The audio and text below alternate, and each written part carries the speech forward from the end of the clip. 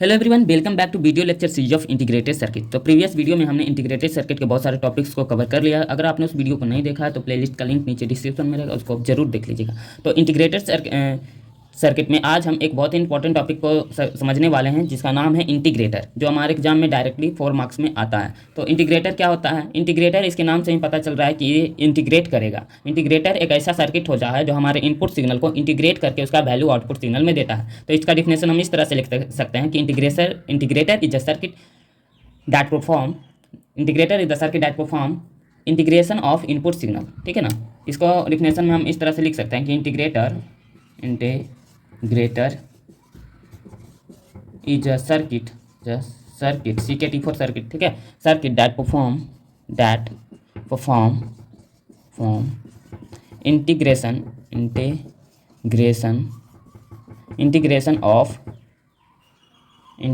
Of input signal. ठीक है, तो ये इंटीग्रेटर क्या होता है? इंटीग्रेटर एक ऐसा सर्किट होता है जो हमारा इनपुट सिग्नल का इंटीग्रेशन हमारा आउटपुट सिग्नल में देता है। तो अब हम इसका सर्किट समझ लेते हैं, बिकॉज बिना सर्किट के इसमें कुछ नहीं होता है। तो सर्किट समझते हैं। पहले लिखेंगे integrator circuit using op amp यानी operational amplifier is shown below. यानी इसका हम अब सर्किट देखते हैं। ठीक है, बिना सर्किट के इंटीग्रेशन नहीं होगा। ठीक है, तो इंटीग्रेटेड सर्किट का हम ऑप एम्प के हेल्प से इसका सर्किट देखते हैं। तो इंटीग्रेटेड सर्किट किस तरह से बनेगा? तो इसमें एक ऑपरेशनल एम्पलीफायर लगा हुआ रहता है।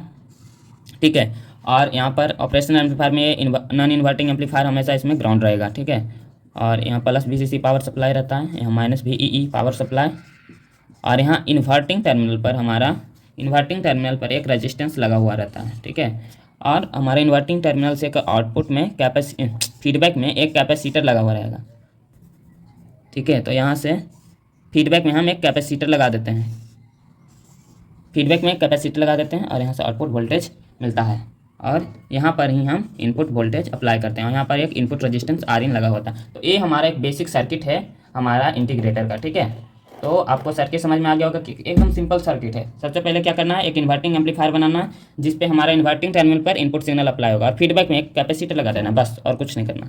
और जहाँ से हम इन्वर्टिंग फीडबैक लगा रहे हैं वहाँ हमारा एक पॉइंट है जिसका नाम देंगे ए। ठीक है, आप सिर्फ इसमें ए पॉइंट पर KCL लगाना है, फिर देखिए इसका इंटीग्रेशन किस तरह से होता है। तो हमको पहले इसमें जो कैपेसिटर हम फीडबैक में लगाए हैं उसका कॉन्सेप्ट भी समझना होगा। कैपेसिटर में क्या होता है? IC यानी कैपेसिटर करंट बराबर होता है C यानी कैपेसिटेंस dV/dt। ये होता है हमारा कैपेसिटेंस करंट IC बराबर होता है C dV/dt। ठीक है ना? तो इसी का यूज करके हम यहाँ पर इंटीग्रेशन परफॉर्म करेंगे। ठीक है, तो यहाँ पर जो हमारे पॉइंट है वहाँ पर KCL अप्लाई कर देंगे। मानिए पॉइंट ए है, तो यहाँ अगर हम KCL अप्लाई करते हैं, ये पॉइंट पर KCL लगाते हैं, तो अप्लाई करेंगे KCL एट ए। यदि हम ए पर KCL अप्लाई करेंगे तो क्या हो जाएगा? यहाँ से जो करंट जाएगा, मानिए I करंट जा रहा है, और यहाँ जो करंट जाएगा इसको क्या करेंगे? IC करंट कहेंगे। जो अभी हमने बताया IC करंट क्या होता है? Capacitance into capacitance voltage by dt, उसका डिफरेंशिएट।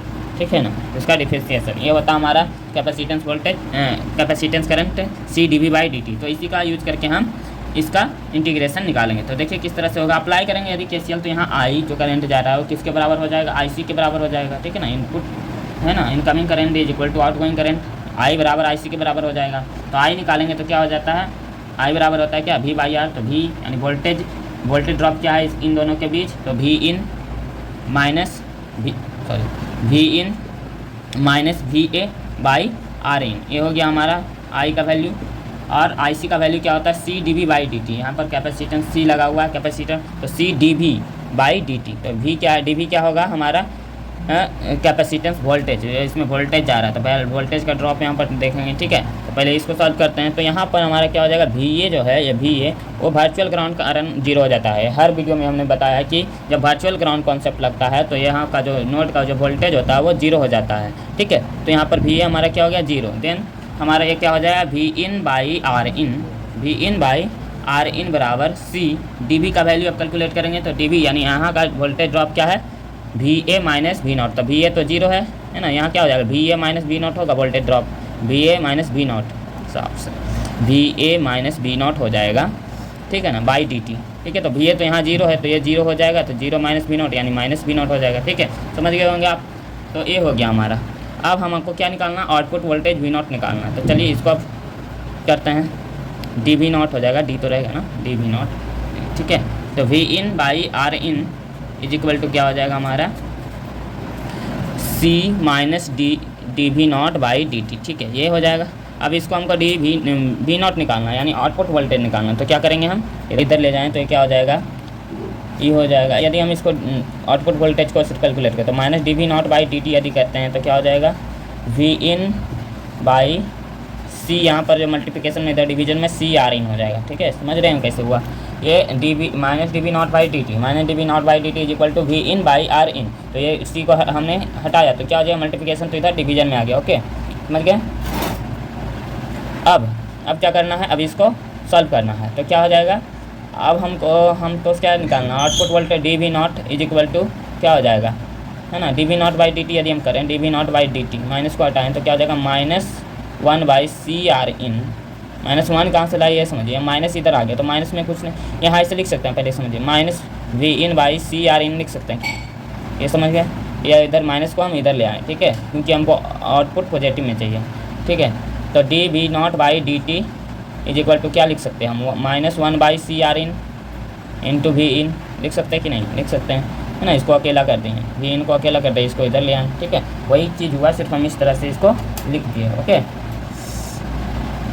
अब इसको हम यदि इंटीग्रेशन बोथ साइड करते हैं तो हमारा आसानी से इंटीग्रेशन परफॉर्म हो जाएगा। ठीक है, तो अब हम लगाएंगे इंटीग्रेशन बोथ साइड।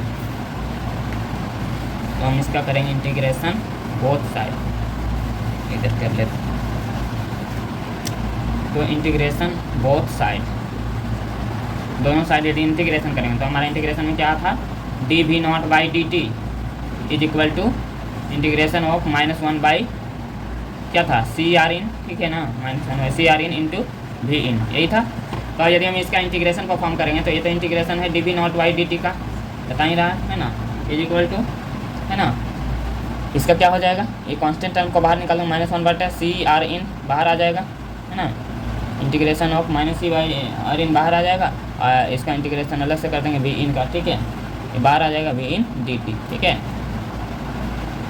इसका इंटीग्रेशन करेंगे तो इस तरह से हो जाएगा। तो हमारा क्या हो गया, integration of D V not बराबर डी टी उधर चला गया, तो डी वी नॉट यहाँ से डी टी हटा देते हैं, डी वी उधर हम लेके गए। ठीक है, तो डी वी नॉट यानी कि हमारा आउटपुट वोल्टेज का इंटीग्रेशन बराबर हो जाएगा, ये तो कांस्टेंट है तो निगलेक्ट हो जाएगा। ठीक है ना, ये कांस्टेंट है माइनस 1 बटे सी आर इन, तो integration of V in D T हो जाएगा। ठीक है, तो यहाँ से क्या हमको पता चल गया कि हमारा जो आउटपुट वोल्टेज आएगा वी नॉट, वो इंटीग्रेशन होगा इनपुट वोल्टेज का। ठीक है, तो इस तरह से हम इंटीग्रेशन को परफॉर्म करते हैं by integrator using op amp. तो आई होप आपको ये आसानी समझ में आया होगा, बहुत ही आसान है, सिर्फ लास्ट में इंटीग्रेशन लगाना है, अप्लाई केसीएल अप्लाई करके लास्ट में इंटीग्रेशन लगाएंगे तो हमारा इंटीग्रेशन परफॉर्म हो जाएगा।